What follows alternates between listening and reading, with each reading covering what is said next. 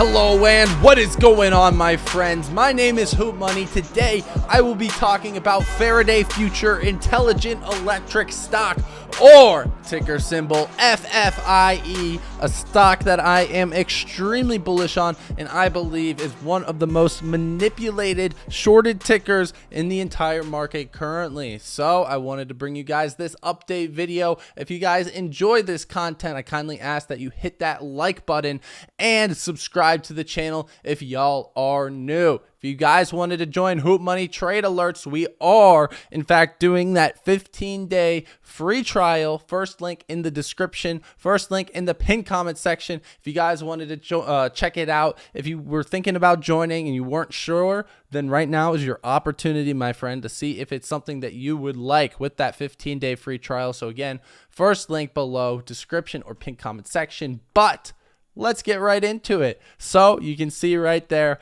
smash the mother flippin' like button. I asked once, don't make me ask again. But all jokes aside, here we have the chart for FFIE. There was a 100% retracement from its recent high of $8 per share. Now it is currently trading at $2.39. We also got momentum changing, and we got our first indication of momentum starting to pick back up towards the upside. This morning we got our first green Heikin-Ashi candle on the 4-hour chart after an absolute sea of red. This also led to a green dot signal on the 8-hour chart and the 12-hour chart. So we are starting to get some more buy signals on some longer time frames, which can help us with this move. Also, the daily chart is starting to shape up in that direction. It's not quite there as of yet. We do have some red money flow crossing over into green money flow, and obviously the VWAP is pointing up right now, but it's not quite ready to cross over.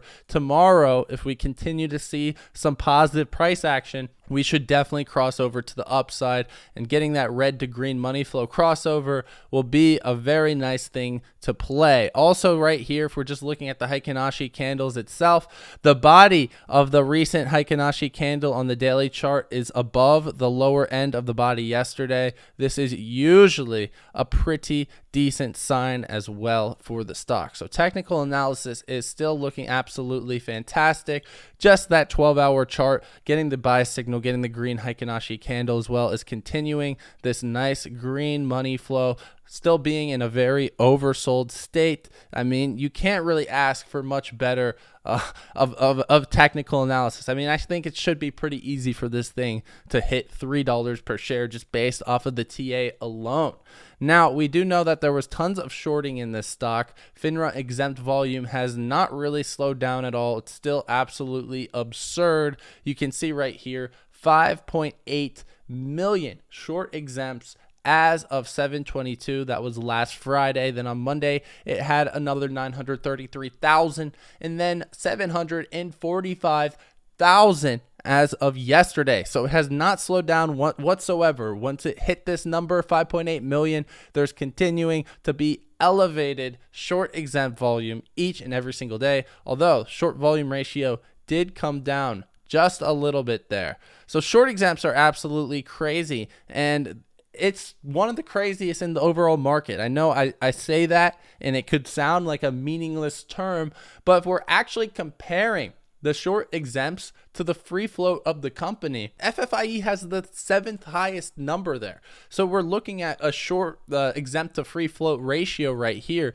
We can zoom in a little bit and you can see the S divided by F rating. That's short exempts divided by free float. So for PIK, this was yesterday, by the way, this had 0.15% or 15% of its free float was short exempted. AYLA, it had 11%. FFIE, since it's a bigger company overall, has a larger market cap, you can just see that its float is a lot larger than most of the stocks on this list. FFIE is still up there, and it's still the 7th highest short exempted stock in the entire stock market. So you definitely should not ignore this, because it's pretty much the only mid-sized company that is undergoing anything like this. I mean, not BBIG, not ATER, not even RDBX is seeing anything like this right now. So the short exempts are still absolutely ridiculous, and with the T+6 due date quickly approaching at the end of the week this week, we should get some positive price action as we are moving up. Those short exempts likely happened anywhere from $2.60 per share all the way down to $1.95 per share, sitting at $2.40. These short exempts may be covered for a loss, at least some of them, and if we continue to trend higher, they are most definitely going to be covered for a loss. And that is very important, because if the stock price does trend down after those enormous amounts of short exempts occur, the market maker can literally just buy it back, and then they cover their obligation and they make a profit on the transaction. Right now, with an uptrending stock price, it puts more pressure on them to hold off and try to manipulate it down further so that they don't have to pay all of that money. But if they can't manipulate it down further and it just holds the price, and even if it trends upwards whatsoever, they wait till the last minute, then you can get an explosion of volume and potentially some squeeze action out of it. And that is what I will be looking for in FFIE. The whale flow today was extremely bullish as well. I've been paying attention to this each and every single day, and today we saw an influx of whale calls come into the stock, and we saw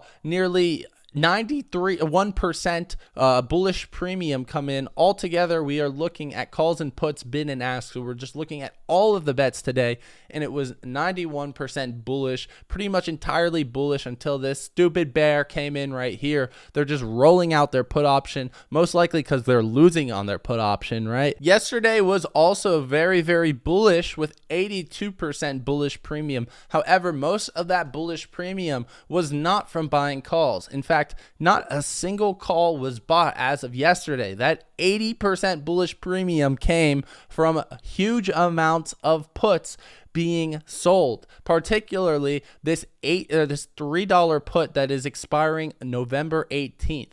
These puts got absolutely wiped out. And if we look at the open interest changes down in this right hand corner, I know it's kind of hard for you guys to see, but you can see that the open interest went from 11,000, and it's been at 11,000 throughout July, probably beyond July as well, but I only have the data for July right here.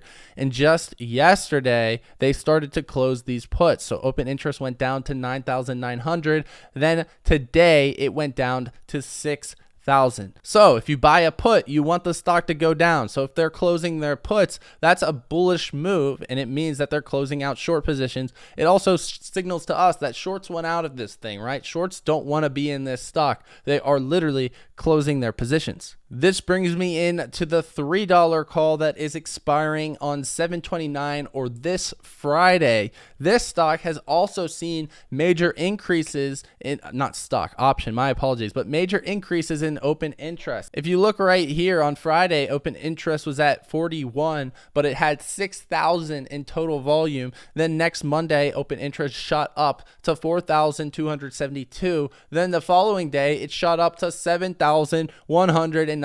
It actually slightly came down yesterday, but compared to how much it has increased, it's only gone down just a little bit. So there's absolutely no indication whatsoever that these calls have been closed. And keep in mind, they expire on Friday and they are out of the money. So we're also seeing huge open interest increases in the 2.5 strike price, also expiring Friday, the call option. As of Monday, open interest shot up to 810, yesterday to 1,812, and then today open interest peaked at 2,387. So they're closing extremely large put positions. They're now buying call options. Open interest for these call options have been going up, especially the weekly expiration as well. I'm stress-free, just holding shares right now, not even speculating on options, so I really like this. But this is absolutely incredible, and combined with such an oversold chart with a 100% retracement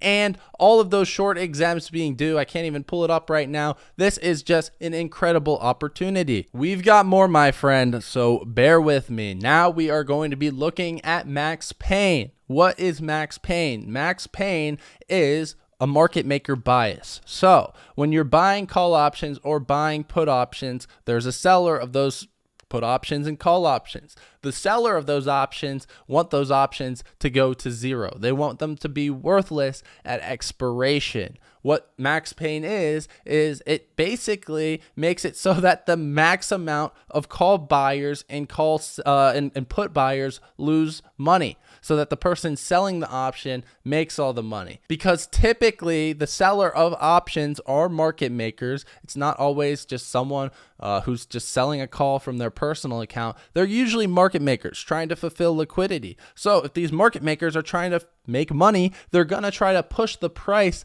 and have a natural price bias towards that max pain number. And in our case this Friday, it's at $5 per share. Does this mean we are going to hit $5 per share by Friday?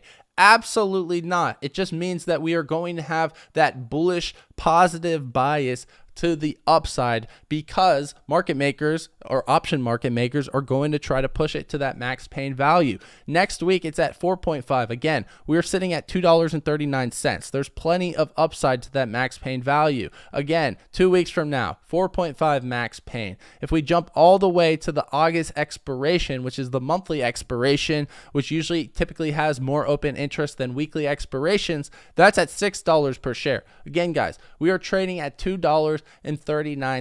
Max pain is sitting well above our heads. Last piece of due diligence that I want to throw at you, probably the least important, but it is in fact trending here on r/short squeeze. It is the fourth highest trending ticker. So go ahead, post your DD, post anything about FFIE, get it trending, get it going. That is about it for the video. I hope you guys have enjoyed. As always, remember to smash that like button if you guys did. Subscribe to the channel if you guys are new and you guys want to see more due diligence and more content. And also join me on my market open live streams each and every single morning, 15 minutes before the bell. We give away some free alpha over there. So definitely be joining me for that. Those are probably my most valuable times that's the most valuable time to be consuming Hootmoney content. It's when I'm live streaming, because you're just going to get that audible cue if something is looking juicy. So join up, baby. Also, 15-day free trial on Hootmoney trade alerts. First link in the description down below. First link in the pinned comment section. If you were trying to join Hootmoney trade alerts, now is your time to try it out. That's all I got. FFIE is absolutely juiced. I'll see you guys tomorrow. Have a wonderful day.